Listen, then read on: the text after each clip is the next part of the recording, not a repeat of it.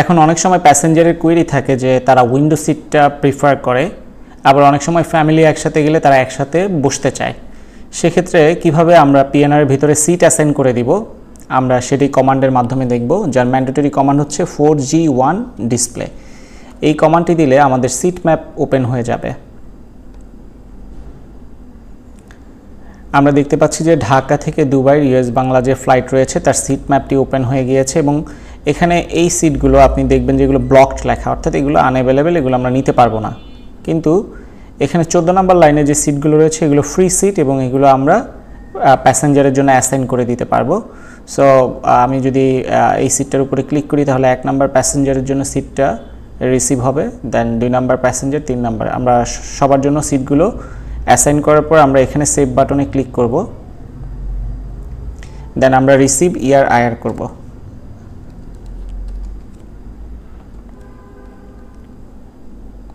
তাহলে আমাদের সিটগুলো কিন্তু রিসিভ হয়ে যাবে।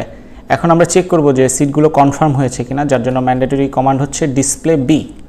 এটা দিয়ে আমরা দেখতে পারবো যে সিট বোর্ডিং পাস এবং যে 3টা সিট আমরা রিসিভ করেছিলাম সেগুলো কিন্তু কে হয়ে আছে, অর্থাৎ কনফার্ম হয়ে গিয়েছে।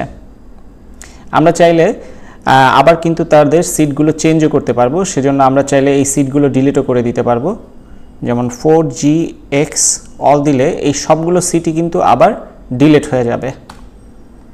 আমরা চাইলে আবার পুনরায় তাদের জন্য সিট অ্যাসাইন করতে পারবো। আমরা এখন দেখব কিভাবে একটা পিএনআর এর মধ্যে প্যাসেঞ্জারদের জন্য মিল রিকোয়েস্ট করা যায় এয়ারলাইন্সের কাছে। আমরা জানি যে ইউরোপ, আমেরিকা অথবা চায়না রুট অথবা ওশেনিয়া রুটগুলোতে কিন্তু মুসলিম মিল থাকে না। সেক্ষেত্রে কিভাবে এয়ারলাইন্সের কাছে আমরা ফ্লাইটের আগেই মুসলিম মিলের রিকোয়েস্ট করতে পারি সেটি আমরা দেখব, এবং অবশ্যই সেটি 24 ঘন্টা থেকে 48 ঘন্টা পূর্বে রিকোয়েস্টগুলো করতে হবে, আদারওয়াইজ এয়ারলাইন্স কিন্তু অ্যাকসেপ্ট করবে না।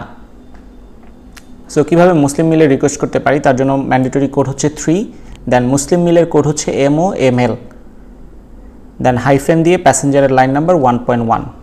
তাহলে আমরা 1 নম্বর প্যাসেঞ্জারের জন্য মুসলিম মিল রিকোয়েস্ট করেছি। এভাবে আমরা 2 নম্বর প্যাসেঞ্জারের জন্য মুসলিম মিল রিকোয়েস্ট করব, 3 নম্বর প্যাসেঞ্জারের জন্য আমরা মুসলিম মিল রিকোয়েস্ট করতে পারি। এখানে মুসলিম মিলের জন্য কোড রয়েছে MOML, সেভাবে যদি কেউ ভেজিটেরিয়ান হয়ে থাকে সেক্ষেত্রে VGML কোড রয়েছে। এই কোডগুলো কিন্তু আমরা গুগলের মধ্যে পেতে পারি। সো এই কমান্ড দেওয়ার পর আমরা রিসিভ করব, ইয়ার করব, আয়ার করব। তাহলে আমাদের মুসলিম মিলের যে রিকোয়েস্ট করা হয়েছে সেগুলো রিসিভ হয়ে যাবে।